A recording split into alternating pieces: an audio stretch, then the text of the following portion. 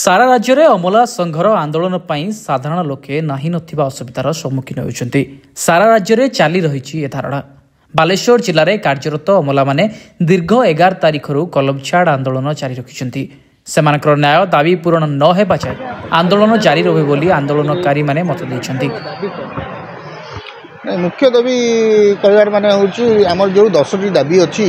से 10टी जाक न्याय्य दाबी ता भितरे आमे सरकार को तरफ संगे एति कहूची एका संगे 10टी दाबी न हेले मध्य मुख्य जो 2टी दाबी गोटे पे एंट्री लेवल पे स्केल जो लेवल 9 को करंतु एवं हमर जो रिस्ट्रक्चरटा 2 वर्ष होला हेई की रहिची सेटा को कार्यानुष्ठान ग्रहण करंतु ता ऊपर आज्ञा हाँ 2017 रु ए दाबी अच्छी रिस्ट्रक्चर तो 2 वर्ष तलू हो सारा माने जीए डिपार्टमेंट करके रेवेन्यू डिपार्टमेंट कर तफात बर्तमान किंतु आम दरमा कथा जो कहली 2017 मसीह आम लगी लगी चलीचु एत पर्यंत पूरण होना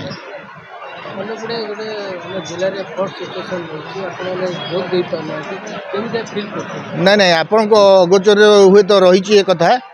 जिला रे जो बन्या परिस्थिति होती से गत काली ठारू भोगराई बालियापा जो बन्या प्रभावित अंचल से ऑलरेडी आम पिला जाइए कम कर गत काली ठारू आ जिनस जदि चाहिए प्रमाण नापी आप अतिरिक्त जिलापाल सागर आलोचना करें। मौलिक समस्या पाई सरकारी कार्यालय को आसुथिबा बहु दूर दूरांतरु साधारण लोक अमला कार्य